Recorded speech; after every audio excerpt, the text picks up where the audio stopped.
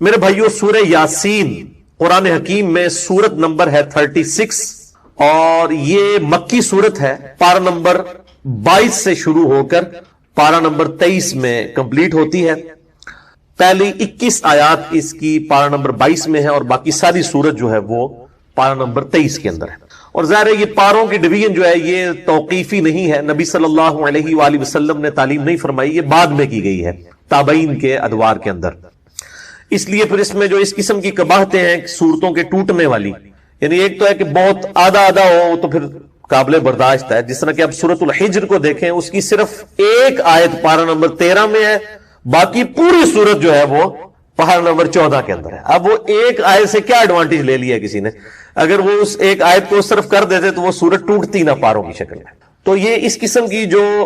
علمی قباحتیں اسی لیے آئی ہیں کہ یہ انسانی کوشش ہے. نبی صلی اللہ علیہ وآلہ وسلم نے پاروں میں قرآن حکیم کو تقسیم نہیں فرمایا تھا، بلکہ قرآن حکیم جو ہے یہ سورتیں 114 ان کی ڈویژن اور آیات کی ڈویژن موجود تھی، وہ بھی بغیر نمبرنگ کے، صرف وہ آیات کا پتہ تھا. اس میں نے ڈیٹیل لیکچر دیا ہے، مسئلہ نمبر 115 قرآن حکیم کی حفاظت کا معجزہ اور سنی شیعہ کے اختلاف کا تحقیقی جائزہ.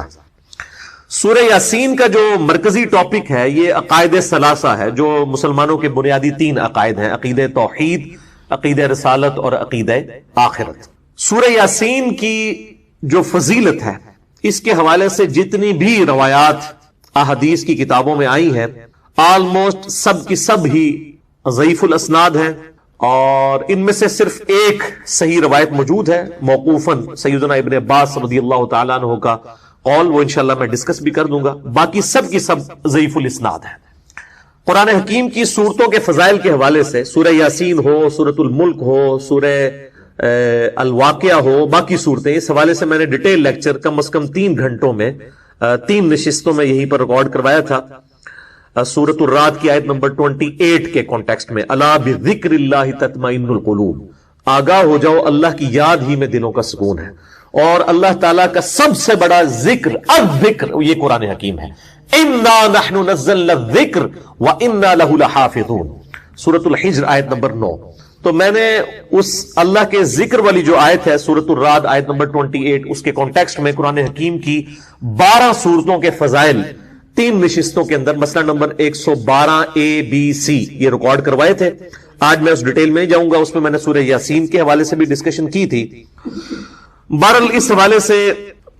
سورہ یاسین کی فضیلت میں جو 3 ٹاپ آف دا لسٹ روایتیں پبلک کے اندر مشہور ہیں،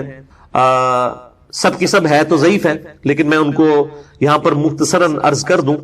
اور ان احادیث کے نمبرز میں انشاءاللہ مشکات کے بھی بتاؤں گا، کیونکہ میں مشکات کے بارے میں اکثر یہ ڈکلیئر کرتا ہوں کہ مشکات از دا انسائکلوپیڈیا آف حدیث. اہل سنت کی مین سٹریم کی 13 کتابوں کے یہ نوٹس ہیں، بخاری، مسلم، ابو داؤد، ترمذی، نسائی، ابن ماجہ، الموطا امام مالک، سنن کبریٰ، البیہقی، المستدرک للحاکم اور کئی کتابوں میں سے یہ سمجھ لیں آپ نوٹس ہیں. یہ انسائکلوپیڈیا آف حدیث ہے. جس کے پاس مشکات آ جائے آپ سمجھیں کہ اہل سنت کی تمام کتابوں کا آلموسٹ خزانہ اس کے پاس ان 3 جلدوں کے اندر آ گیا. یہ مفت میں آپ ڈاؤن لوڈ کر سکتے ہیں ہماری ویب سائٹ اہل سنت پاک .com سے. 18 MB کی 3 فائلز ہیں.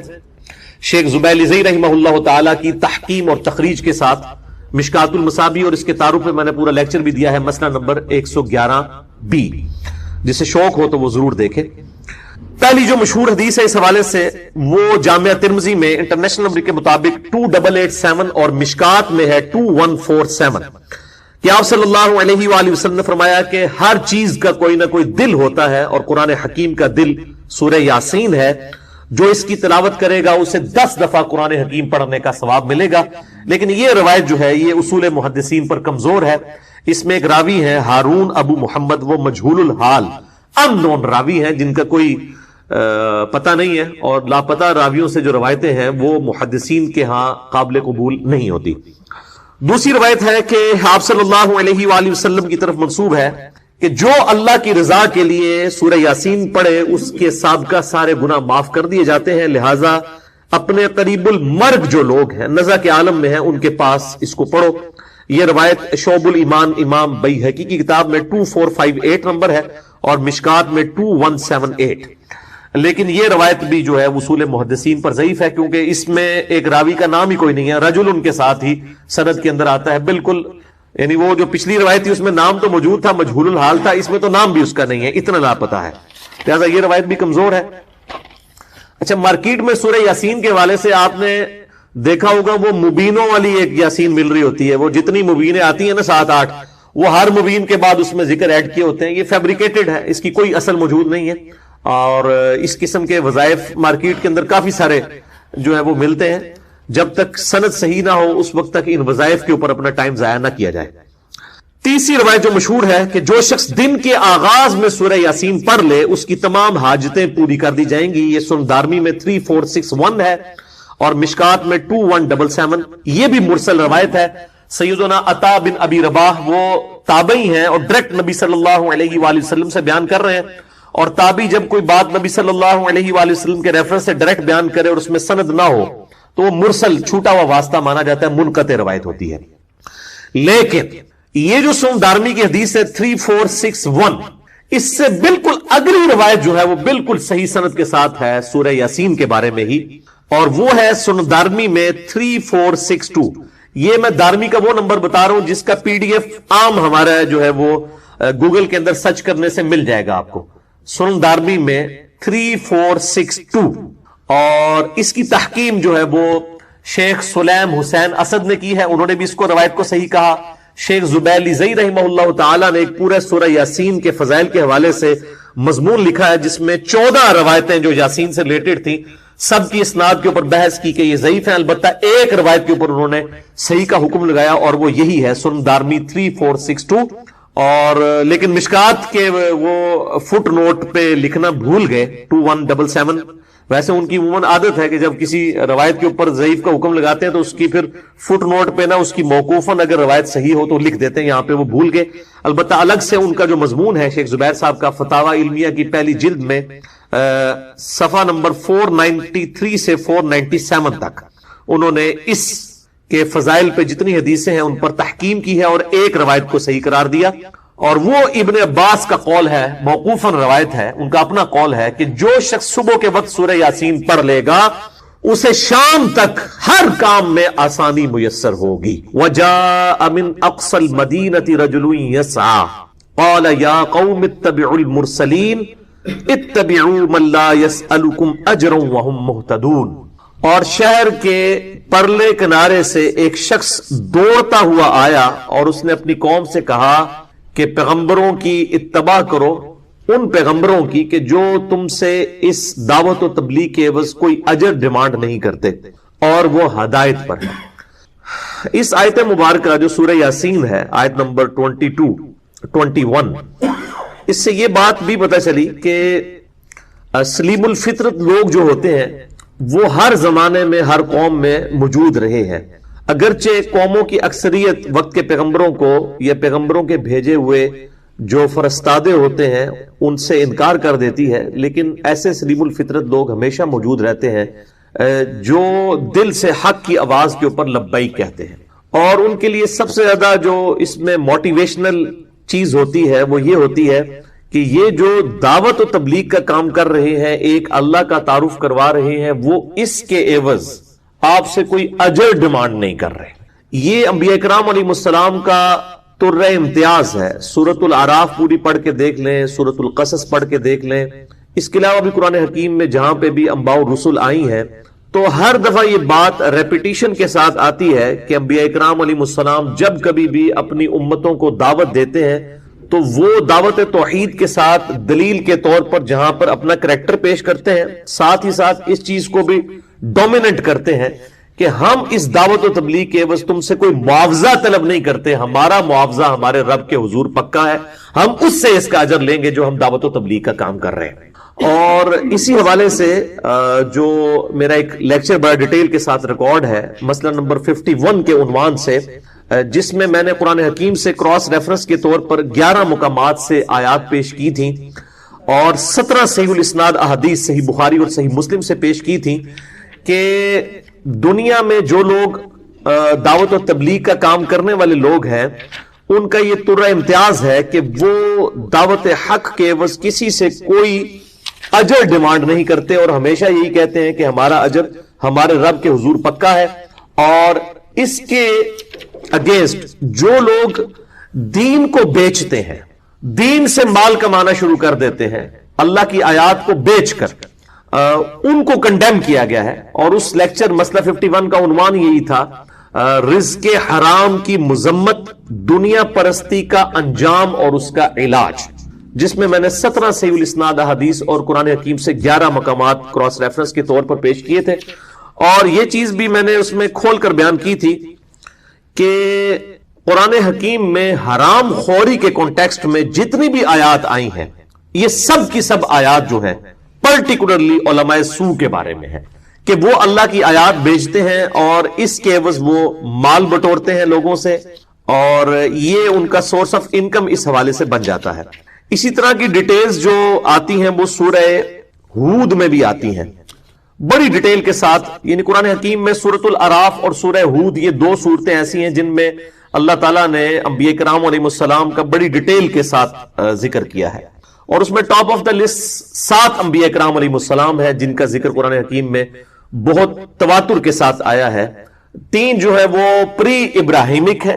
اور 3 جو ہے وہ پوسٹ ابراہیمک ہے. مسئلہ نمبر میرا 114 ریکارڈڈ ہے رسولوں کی دعوت سے ریلیٹڈ. اس میں نے ڈیٹیل کے ساتھ رسول, انبیاء کرام علیہ السلام, ان میں فرق کیا ہے, ان کی دعوت کے حوالے سے ڈسکشن کی ہے. وہ جو پری ابراہیمک ہیں وہ سیدنا نوح علیہ السلام, سیدنا ہود علیہ السلام اور سیدنا صالح علیہ السلام, اور پھر ابراہیم علیہ السلام بیچ میں آگے. اور پھر پوسٹ ابراہیمک میں آپ سیدنا شعیب علیہ السلام آ جاتے ہیں, سیدنا موسیٰ علیہ السلام اور ان کے ساتھ ان کے سپورٹیو سیدنا ہارون علیہ السلام اور سیدنا لوط علیہ السلام جو بھانجے یا بھتیجے بھی تھے سیدنا ابراہیم علیہ السلام کے, ان کا زمانہ پایا. یہ 7 پیغمبر ہیں جن کا سب سے زیادہ ذکر جو ہے وہ قرآن حکیم میں آیا, اور ان کا ڈیٹیل جو ذکر ایک ایک قوم کی طرف جو یہ مبعوث ہوئے اس کے اگینسٹ پھر انہوں نے کیا دعوت پیش کی, اس کے اینڈ پہ ہر نبی کی ایک جو دعوت کا طرح امتیاز ہے جو ایک جملے کے طور پر اللہ تعالیٰ نے نقل کیا ہے ہر نبی کے ساتھ الگ الگ. اور یہ آیت بار بار سورہ ہود میں ریپیٹ ہوئی ہے. اور میں نے بتایا تھا کہ اللہ تعالیٰ کی طرف سے کرامت ہوئی کہ میرا مسئلہ نمبر جو 51 ہے وہ اسی ٹاپک پہ تھا, اور سورہ ہود کی آیت نمبر 51 بھی یہی ہے. ویسے تو سورہ ہود میں بار بار یہ آیت ریپیٹ ہوئی ہے لیکن 51 پہ بھی آئی ہے. اعوذ باللہ من الشیطان الرجیم, بسم اللہ الرحمن الرحیم. یا قوم لا اسألکم علیہ اجرا, اے میری قوم میں اس دعوت و تبلیغ کے عوض تم سے کوئی اجر نہیں مانگتا. ان اجری الا علی الذی فطرنی, میرا اجر تو نہیں ہے مگر اسی کے حضور پکا, وہی مجھے اجر دے گا جس نے مجھے پیدا کیا ہے. افلا تعقلون, کیا تم عقل نہیں کرتے, عقل سے کام نہیں لیتے کہ ایک شخص دعوت و تبلیغ کے عوض تم سے کوئی مال نہیں بٹور رہا, کوئی اس نے چندہ بک نہیں بنا لی ہے, وہ لوگوں سے مال بٹور نہیں رہا اس حوالے سے کہ میں تمہیں دعوت و تبلیغ سکھا رہا ہوں. تو یہ سب سے بڑا ثبوت ہے کہ وہ کوئی ایسی دعوت نہیں لانچ کر رہا جس سے وہ اپنے بال بچوں کا پیٹ پالنا چاہتا ہے یا وہ دنیا میں عیاشی کی زندگی گزارنا چاہتا ہے. تو یہ آیت بار بار قرآن حکیم میں ریپیٹ ہوئی. خود ہمارے محبوب صلی اللہ علیہ وآلہ وسلم کی جو اعلان نبوت سے پہلے کی زندگی ہے بڑی ڈائنامک لائف تھی. ایک کامیاب تاجر تھے, مکے کی ایک امیر ترین عورت سیدہ خدیجہ سلام اللہ علیہا کے ساتھ آپ کا نکاح ہو گیا تھا, اور آپ بڑی ایک سمجھ لیں اس زمانے کے اعتبار سے لگژریس لائف گزار رہے تھے. لیکن جیسے ہی دعوت و تبلیغ کا کام شروع کیا تو ظاہر ہے کہ اب یہ کام پیرلل میں تو نہیں چل سکتے تھے, تو آپ نے وہ اپنا تجارت والا معاملہ ختم کر دیا. پھر مرتے دم تک یہی حالت رہی محمد اور آل محمد صلی اللہ علیہ وآلہ وسلم کی کہ صحیح بخاری اور مسلم کی متفق علیہ حدیث ہے. عائشہ رضی اللہ تعالی عنہا وسلام اللہ علیہا کہتی ہیں کہ نبی صلی اللہ علیہ وآلہ وسلم کی وفات تک ہماری یہ حالت تھی کہ بعض اوقات 1 مہینہ, بعض اوقات 2 مہینہ اور بعض اوقات 3 مہینے تک ہمارے گھر چولہا نہیں جلتا تھا, صرف 2 کالی چیزوں پہ گزارا ہوتا تھا, ایک کھجور ایک پانی. اور وہ بھی نہ سمجھے کہ کوئی منوں کے حساب سے کھجوریں تھی, 2 کھجوریں اور ایک میٹھا پانی کا پیالہ صبح کے وقت اور ایک شام کے وقت. ظاہر میٹھا پانی بھی وہاں پہ ریگستان کے علاقے میں ایک ایشو تھا, یعنی سبسسٹنس لیول کے اوپر لائف گزاری. پھر بخاری اور مسلم کی متفق علیہ حدیث ہے, نبی صلی اللہ علیہ وآلہ وسلم یہ دعا کیا کرتے تھے, اے اللہ محمد اور آل محمد صلی اللہ علیہ وآلہ وسلم کو بس اتنا ہی رزق دینا کہ ان کی روح اور جسم کا رشتہ برقرار رہے, اس سے زیادہ رزق نہیں چاہیے. تو سبسسٹنس لیول کے اوپر جو داعین اسلام ہے وہ زندگیاں گزارتے رہے, اور ظاہر ہے کہ جب وہ اسلام کے لیے وقف ہوتے تھے پھر ان کو بیت المال ہی سے اپنی گزر بسر کرنی پڑتی تھی. ہمارے خلفائے راشدین نے بھی بیت المال سے یہ سارے معاملات جو ہے وہ چلائے ہیں. اور میں جو اکثر اس چیز کی مذمت کرتا ہوں کہ رزق حلال سورس آف انکم دین کو نہ بنایا جائے, اس کے ساتھ میں یہ بار بار یہ ریپیٹ کرتا ہوں کہ سبسسٹنس لیول کے اوپر حلال ہے اگر کوئی شخص سورس آف انکم دین کو بنا لے. میرا تو یوٹیوب کے اوپر ہزاروں لوگ بلکہ لاکھوں لوگوں تک وہ کلپ پہنچ چکا ہے مختلف سوشل موڈز کے ذریعے. امام مسجد کی تنخواہ کا مسئلہ, اس میں نے بتایا نماز پڑھانے کی وہ تنخواہ نہیں, البتہ قرآن حکیم کی تعلیم کی وہ تنخواہ لے سکتا ہے, قرآن کی ایجوکیشن دینے کی. اسی طریقے سے جو پروفیسرز ہیں کالجز کے اندر, چاہے وہ عربی سکھا رہے ہیں یا قرآن حکیم کی تعلیم دے رہے ہیں, وہ اس کے عوض معاوضہ لے سکتے ہیں. یہ جائز ہے, پسندیدہ عمل نہیں ہے, جائز ہے. البتہ قرآن حکیم کو لوگوں کی مرضی کے فتووں کے لیے بیچنا, احادیث میں اپنی یعنی اس اعتبار سے اس میں رائے کو داخل کرنا کہ لوگوں سے مال بٹورا جائے لوگوں کی مرضی کے فتوے, اسی کو قرآن حکیم میں کنڈیم کیا گیا. بل اسی کانٹیکسٹ میں ایک چیز اس حوالے سے بھی ضمناً عرض کر دوں. اکثر لوگ مجھے یوٹیوب کے اوپر جو ہے وہ اس حوالے سے جو مونیٹائزیشن ہے اس کے حوالے سے ای میلز بھی کرتے رہتے ہیں. میں نے 2 لیکچرز پہلے بھی اس کے حوالے سے کچھ ڈسکشن کی تھی کہ یوٹیوب کے اوپر جو مونیٹائزیشن کے ذریعے لوگ رقم کما رہے ہیں, ہم اس کے اوپر کوئی شرعی فتویٰ نہیں لگاتے ہیں, نہ کبھی پہلے لگایا ہے نہ کبھی مستقبل میں ارادہ ہے. صرف ہمارا پوائنٹ آف ویو یہ ہے کہ مونیٹائزیشن یوٹیوب کے اوپر جو لوگ کر رہے ہیں وہ کسی کی ویڈیو چوری نہ کریں, کیونکہ اگر کسی اور شخص کی محنت ہے اور آپ اس کو یوٹیلائز کر رہے ہیں تو ظاہر ہے یہ یوٹیوب کے نزدیک بھی کاپی رائٹس کلیم ہوتے ہیں اور یہ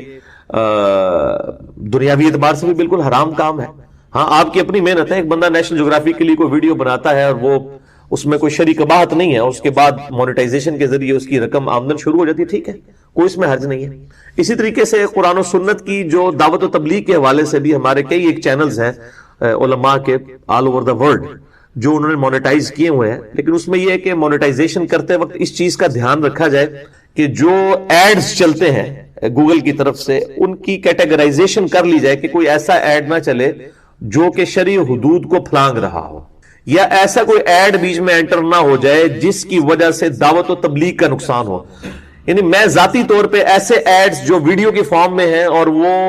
دعوت و تبلیغ کے حوالے سے کسی اسکالر کی ویڈیو چل رہی ہے اور وہ بیچ میں اشتہار کود پڑتا ہے اور وہ ویڈیو ادھر ہی رہ جاتی ہے اور بیچ میں 30 یا 40 سیکنڈ یا 1 منٹ کا اشتہار چل پڑے, اب 40 سیکنڈ کس نے انتظار کرنا ہے, وہ ویڈیو ہی چھوڑ دے گا. اس قسم کے اشتہارات نہ ہو جس کی وجہ سے دعوت و تبلیغ کا نقصان ہو, حرام چیزوں کے اشتہارات نہ ہو. البتہ کوئی جے پی جی کی فارم میں نیچے اشتہار آ جاتا ہے, سائڈ کے اوپر آ جاتا ہے جس سے ویڈیو کے اوپر کوئی اثر نہیں پڑتا, تو اس میں جواز والا معاملہ ہے اور اس کو کوئی دین بیچنا نہیں ہے, کیونکہ دین بیچنا یہ ہے کہ جو علماء اس قسم کی ویڈیوز ریکارڈ کروا کے یوٹیوب پہ چڑھا رہے ہیں اس کے بعد جن لوگوں نے ان سے استفادہ کرنا ہے وہ ان سے یہ ڈیمانڈ کرنا شروع کر دیں کہ جناب میری ویڈیو صرف وہ دے سکتا ہے جو اتنے پیسے جو ہے نا وہ مجھے پے کرے, ورنہ وہ یوٹیوب سے ڈاؤن لوڈ ہی نہیں ہوگی. تو یوٹیوب تو نہیں ایسی کوئی جو ہے وہ فیسلٹی دیتا کہ وہ ڈاؤن لوڈ ہی نہیں ہوگی, یا ویب سائٹ اس نے بنائی ہوئی ہے اور اس کے اوپر ریسٹرکشن لگا دی ہے کہ پر لیکچر میں $1 ڈیمانڈ کروں گا آپ سے تب آپ لیکچر جو ہے وہ ڈاؤن لوڈ کر سکتے ہیں, یا کوئی اینڈرائیڈ ایپ لانچ کر دی ہے اور جتنی دفعہ وہ ایپ ڈاؤن لوڈ کی جاتی ہے اس کے عوض وہ آپ سے کہتے ہیں جی مجھے $1 چاہیے. جس میں نے بتایا اسلام 360 کے لیے میں نے ایک ویڈیو کلپ بھی اس کی پروموشن کے لیے ریکارڈ کروا کے دیا تھا زاہد چیپا بھائی کو, تو وہ آلموسٹ 24 لاکھ ان کے جو ہیں وہ اس وقت یوزر موجود ہیں, 2.4 ملین.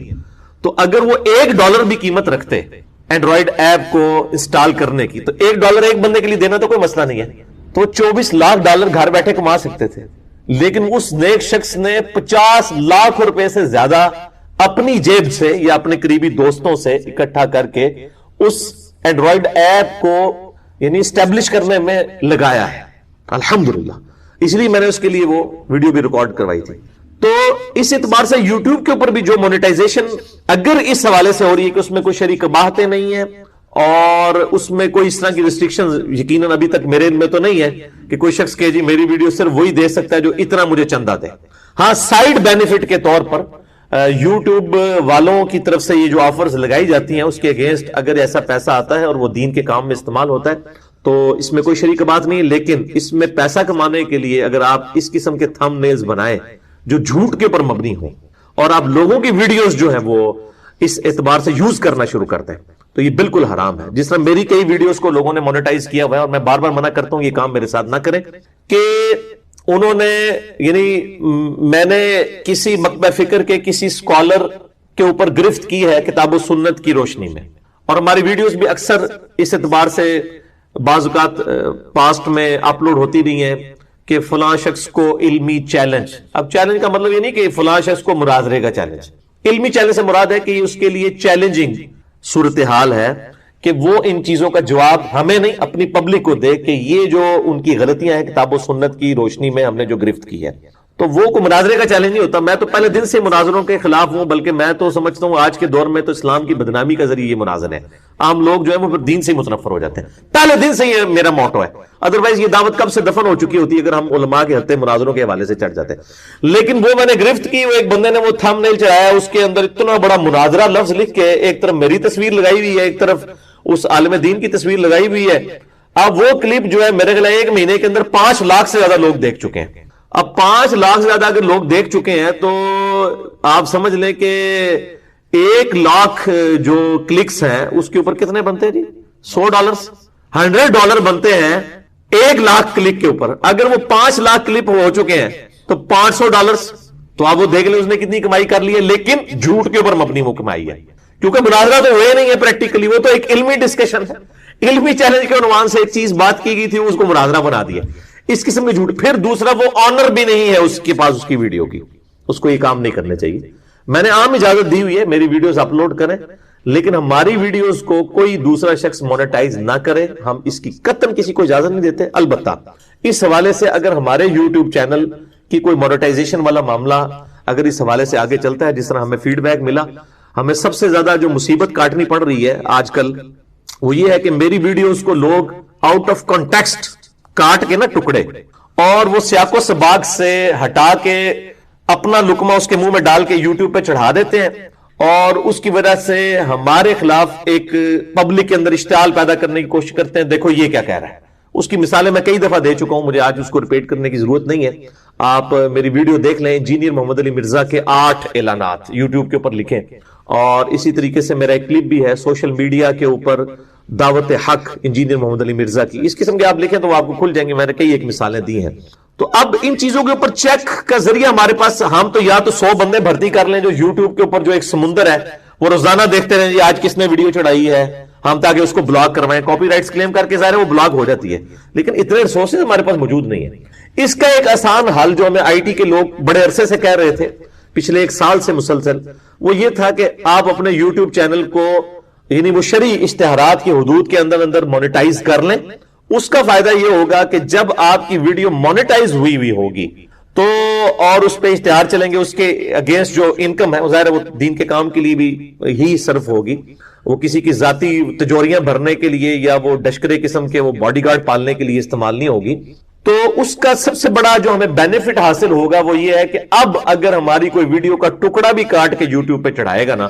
تو فوراً ہمیں ای میل آ جائے گی کہ فلاں بندے نے آپ کی یہ ویڈیو چڑھا دی ہے اور آپ کی طرف سے کاپی رائٹ کلیم ہے, آپ اگر کہتے ہیں تو یہ چلے گی ویڈیو, ادروائز آپ ایک کلک کریں آٹومیٹکلی وہ ڈیلیٹ ہو جائے گی. یعنی ہمیں کچھ کرنے کی ضرورت نہیں ہے. اگر روزانہ لاکھوں لوگ بھی بیٹھ کے میرے خلاف ویڈیو چڑھانی شروع کر دیں کاٹ کے, مجھے کوئی کسی کو ضرورت نہیں ہے, مجھے آٹومیٹکلی ای میل آ جائے گی کہ بھئی آپ کی یہ مونیٹائز ویڈیو تھی, اس کا فلاں حصہ اس نے یوز کر لیا, کیونکہ یوٹیوب تو اس کو بہت بڑا جرم سمجھتی ہے کہ کسی شخص کی آپ نے جیب بھی کاٹ لی ہے. وہ تو یہ سمجھتے ہیں کہ وہ ویڈیوز بنا کے اس کو سائیڈ بینیفٹ کے طور پر سورس آف انکم سمجھتا ہے, چاہے وہ دنیاوی اعتبار سے یا دین کے اعتبار سے. یعنی ہر طرح کی ویڈیوز ہیں, نیشنل جیوگرافک کی ہیں, ڈسکوری کی ہیں. اس لیے آپ دیکھیں جو بڑی بڑی فلمیں ریلیز ہوتی ہیں اس کے اوپر ہالی ووڈ کی, وہ یوٹیوب پہ اس وقت تک نہیں آتی ہیں جب تک کہ وہ اجازت خود نہیں دیتے, وہ چڑھاتے ہی وہ بلاک ہو جاتی ہیں. ادروائز تو یہ اربوں کا نقصان ہو جائے جن لوگوں نے اربوں ڈالر لگا کے فلم بنائی ہوئی ہے. اس طریقے سے آپ دیکھیں قطر والوں نے جو عمر سیریز بنائی ہے, سیدنا عمر فاروق رضی اللہ تعالیٰ عنہ کے اوپر مووی, ہم نے بڑی کوشش کی کہ اس کی اردو ڈبنگ کے ساتھ ایجوکیشن پرپس کے لیے اس کو اپلوڈ کریں. فیس بک پہ تو ملینز آف پیپل نے دیکھی, لیکن یوٹیوب پہ ہم جیسے ہی چڑھاتے ہیں وہ بلاک ہو جاتی ہے کیونکہ انہوں نے کاپی رائٹس کلیم کیے ہوئے ہیں. تو اس حوالے سے ایک مونیٹائزیشن ایک بہترین ٹول ہے اس قسم کے فتنوں کے آگے بند باندھنے کے لیے. اس لیے میں اگرچہ اس چیز کا حامی نہیں تھا اس اعتبار سے, جس کو آپ کہتے ہیں ایک تقوی، فتوی والی بات نہیں، تقوی کے اعتبار سے. لیکن جب میں نے دیکھا ہے کہ اس کے نقصانات زیادہ ہونے شروع ہو گئے ہیں تو اب میں نے اپنے آئی ٹی کے لوگوں کو اس چیز کی اجازت دی ہے کہ وہ شرعی حدود کے اندر ہمارے جو چینلز ہیں ان کو مونیٹائز اس حوالے سے کریں تاکہ یہ والا جو فتنوں کا دروازہ ہے یہ بند ہو جائے. کیونکہ آپ دیکھ لیں کہ اس وقت الحمدللہ ٹاپ، اگر آپ 10 لوگ نکال لیں دنیا میں اسلام کے سپیکرز، ٹاپ 10 تمام زبانوں کے ملا کے، تو اس میں آپ کو ٹاپ آف دا لسٹ الحمدللہ جو ہے ہماری ویڈیوز ملیں گی. شاید طارق جمیل صاحب کا نمبر اوپر ہو، اور لیکن ظاہر ہے کہ وہ تو ایک خاص قسم کے وائز ہیں، وہ ایک یعنی آپ سمجھ لیں اخلاقیات کے اوپر جو اختلافی موضوعات اور ودن کمپیریٹیو ریلیجن جو ودن سیکٹس آف اسلام ہے اس میں تو کوئی بھی نہیں ہے. نہ ڈاکٹر ذاکر نائک ہے، نہ نعمان علی خان ہے، نہ کوئی اور سپیکر ہے، ان ٹاپکس پہ تو بات ہی نہیں کرتے، نہ غامدی صاحب ہے. تو بہرحال الحمدللہ اس حوالے سے ظاہر ہے اب یہ کام پھیلتا جا رہا ہے، ملٹی پلائی ہوتا جا رہا ہے. تو ہمارے لیے بہت بڑا ایشو بنا تھا، تو میں نے اس حوالے سے ان کو اجازت دے دی، اور کلیریفیکیشن میں نے اس لیے دے دی ہے آن ایئر کہ تاکہ کوئی اس حوالے سے ہمارے کسی کو بھائی اس حوالے سے جو دعوت و تبلیغ کا کام کر رہے ہیں ان کو گالی گلوچ نہ کرنا شروع کر دے کہ یہ انہوں نے کیا کر لیا ہے، یہ میری اجازت سے ہو رہا ہے. اور اس کے میں نے آپ کو کانسیکوینسز بھی بتا دیے ہیں کہ ہمیں ایز اے لاسٹ ریزالٹ اس حوالے سے اس کو کرنا پڑ رہا ہے. اور ظاہر ہے کہ یہ کوئی بھی دین بیچنے والا معاملہ نہیں ہے، کیونکہ ہماری یوٹیوب کی ویڈیوز آج بھی فری ہیں، فریلی دیکھ سکتے ہیں، فریلی ڈاؤن لوڈ کر سکتے ہیں. یہ سائیڈ بینیفٹ کے طور پر انہی کافروں نے جنہوں نے ہمیں یوٹیوب کی فیسلٹی سوشل میڈیا کی دی تھی اس کو یوز کیا فریلی، اور ساتھ انہی کافروں سے یہ بینیفٹ لے کہ ہم الحمدللہ اسلام کی خدمت کے لیے اور مسلمانوں کی خدمت کے لیے اس کو یوٹیلائز کر سکتے ہیں. اور اس کے اندر کوئی کباہت نہیں ہے. پہلے بھی جب مجھ سے کوئی پوچھتا تھا میرا ہمیشہ سے یہ موقف رہا ہے. البتہ ہم نے اجازت اس لیے نہیں دی ہوئی تھی کہ اس میں یہ معاملات تھے، اور مجھے یعنی میں جب لوگوں کی مونیٹائز ویڈیو دیکھتا تھا، کبھی کسی اسکالر کی بیچ میں اشتہار کود پڑتا تھا، تو میں یہ سمجھتا تھا کہ مونیٹائزیشن کا طریقہ صرف یہی ہے کہ وہ آپ بیچ میں ویڈیو ظاہر ہے اس کے اشتہارات کے پیسے زیادہ ملتے ہیں جو بیچ میں ویڈیو چلنا شروع ہو جاتی ہے. اب ایک بندہ جو ہے وہ بڑا ٹائم نکال کے یوٹیوب پہ کوئی دین کا پروگرام دیکھنے کے لیے بیٹھا ہے اور بیچ میں ایک اشتہار کود پڑتا ہے اور ویڈیو وہ بیرے والی رک جاتی ہے اور اشتہار چل پڑتا ہے. تو میں تو اس کو قطعاً کسی طریقے سے نہ آئی ٹی کے لوگوں کو اجازت دوں گا. میں تو اس کو بالکل غلط سمجھتا ہوں کہ ایک بندہ محنت کہاں، البتہ کوئی سائڈ پہ اشتہار کھلتا ہے یا نیچے جے پی جی کی فارم کے اندر، ویڈیو کی فارم میں نہیں، جے پی جی کی فارم میں، اور اس کا کوئی اس حوالے سے نقصان نہیں، اگر وہ حلال کے دائرے کے اندر ہے تو بالکل اس میں کوئی ایشو نہیں ہے. تو یہ میں ساری کلیریفیکیشن ساتھ ساتھ دیتا ہوں کیونکہ ظاہر ہے کہ ایک پبلک فگر کی ذمہ داری ہے کہ اس طرح کے ایشوز ہوں ان کو پبلکلی کلیریفائی کرے، کیونکہ صحیح بخاری اور مسلم کی متفق علیہ حدیث ہے. میں کئی دفعہ بیان کر چکا ہوں کہ آپ صلی اللہ علیہ وآلہ وسلم اعتکاف کی حالت میں رات کے اندھیرے میں آپ کو ایک عورت ملنے کے لیے آئی. آپ کافی دیر تک اس کے ساتھ گفتگو کرتے رہے اور اس کے بعد اس عورت کے ساتھ مسجد سے باہر نکلے اور بڑی دور تک جا کے اس کو اس کے گھر چھوڑ کے پھر واپس آئے. راستے میں چوراہے پر کچھ اصحاب کھڑے ہوئے تھے علیہم رضوان، تو آپ صلی اللہ علیہ وسلم ان کے پاس رک گئے اور آپ نے ان کو کھڑے ہو کے خود کلیریفیکیشن دی. آپ نے فرمایا یہ میری بیوی صفیہ تھی جو مجھے ملنے کے لیے آئی تھی اعتکاف کی حالت میں. میں اپنی بیوی کو چھوڑنے کے لیے گھر تک گیا. ظاہر اسٹریٹ لائٹ تو نہیں تھی، پتہ تو نہیں چل رہا تھا کہ یہ عورت کون سی ہے، پردے میں آئی ہوئی تھی. تو صحابہ کرام نے کہا یا رسول اللہ صلی اللہ علیہ وآلہ وسلم ہم آپ کے بارے میں کیسے بدگمانی کر سکتے ہیں کہ آپ کسی نامحرم عورت کے ساتھ رات کے اس آخری پہر میں اس طرح کر رہے ہیں. تو آپ نے فرمایا کہ بے شک شیطان جو ہے وہ انسان کے جسم میں خون کی طرح دوڑتا ہے، یعنی وہ وسوسہ دلا سکتا ہے، اور اگر پیغمبر کے بارے میں کسی کو وسوسہ آ گیا اس کا تو ایمان ہی گیا. چلیں کسی اور شخص کے بارے میں. اس لیے جو لوگ پبلک فگر ہیں چاہے وہ دعوت و تبلیغ کے حوالے سے کام کر رہے ہیں یا پولیٹیشنز ہیں، ان کی یہ ذمہ داری ہے کہ ان کے اوپر کوئی اس حوالے سے ایلیگیشن آئے تو وہ پبلکلی اس کو کلیریفائی کریں. جب وہ یہ پبلک فگر ہونے کا مزہ لوٹ رہے ہیں تو پھر اس کے ساتھ یہ ساری چیزیں جڑی ہوئی ہیں کہ وہ عوام کی عدالت میں جواب دیں، جیسے کہ ہمارے خلفائے راشدین تھے رضی اللہ عنہم اجمعین وعلیہم السلام. وہ ایک ایک بات پر آپ کئی ایک واقعات سیدنا عمر کے بارے میں آتے ہیں، ان سے کرتے کے بارے میں بھرے مجمع میں سلمان فارسی رضی اللہ تعالیٰ عنہ علیہ السلام نے پوچھ لیا تو انہوں نے کہا میرا بیٹا جواب دے گا. مال غنیمت میں سب کو ایک ایک چادر ملی تھی، ایک چادر میں میرا سوٹ نہیں بنتا تھا، ایک مجھے میرے بیٹے عبداللہ بن عمر نے گفٹ کی ہے تو میں نے بھی مال غنیمت سے ایک ہی چادر لی ہے. تو انہوں نے کہا ہاں عمر اب آپ تقریر کیجئے، آپ کی بات سنیں گے بھی، اطاعت بھی کریں گے. لیکن آج کسی پیر سے، کسی مولوی سے، کسی فلاسفر سے، کسی پولیٹیشین سے، کسی پبلک فگر سے کوئی شخص بھرے مجمع میں یہ سوال پوچھ لے تو آپ دیکھیں کیسے ماتھے پہ ان کی شکن آنا شروع کر دیتے ہیں، بلکہ جواب ہی نہیں دیتے، کہتے ہیں تمہارے خلاف سازش ہو رہی ہے، ہمیں ڈی فیم کرنے کی کوشش ہے. بھئی جب آپ اس قسم کے مزے لوٹ رہے ہیں تو پھر آپ کی ذمہ داری ہے کہ آپ پبلکلی لوگوں کو کلیریفائی کریں. تو میں بتا رہا تھا کہ مونیٹائزیشن کے حوالے سے ہمیں یہ ایشو آ رہا تھا، الحمدللہ اس حوالے سے یہ ایشو کل ہو گیا. کاپی رائٹس کی وجہ سے اب ہمیں وہ محنت کرنے کی بجائے دعوت و تبلیغ کے حوالے سے ہماری ایفرٹس غلط طرف لگنے کی طرف بجائے جو ہے وہ پوزیٹیولی لگیں گی، کہ بجائے کہ ہم ان کا کلا کما کریں وہ آٹومیٹکلی یوٹیوب اس کو ہینڈل کرتی رہے گی۔ اور اس میں کلیئر کر دوں کہ ہماری ویڈیوز، میں بار بار کہہ رہا ہوں کہ ہمارے جو آئی ٹی کی لوگ جو یہ پروفیشنلی کام کر رہے ہیں، اور جو ہمارے چینلز آفیشیل اہل سنت پاک .com میری ویب سائٹ ہے، اس پہ 2 چینلز کا لنک موجود ہے، تیسرا ایک پرانا ہے 720085 اور 2 میرے نام کے اوپر ہے۔ ان 3 چینلز کے علاوہ اگر کسی بھی چینل کے اوپر کوئی ویڈیو چڑھاتا ہے، میری طرف سے بالکل عام اجازت ہے، لیکن مونیٹائز کرنے کی بالکل اجازت نہیں ہے۔ اس کی وجہ یہ ہے کہ وہ پھر اپنے ایک اور مقاصد ان کے شروع ہو جاتے ہیں اور عجیب و غریب قسم کے تھمب نیل لگانا شروع کر دیتے ہیں، اور ظاہر ہے کہ یہ آپ کی پراپرٹی بھی نہیں ہے، دعوت و تبلیغ کے لیے ہے، آپ بالکل اپلوڈ کریں، میری طرف سے عام اجازت ہے،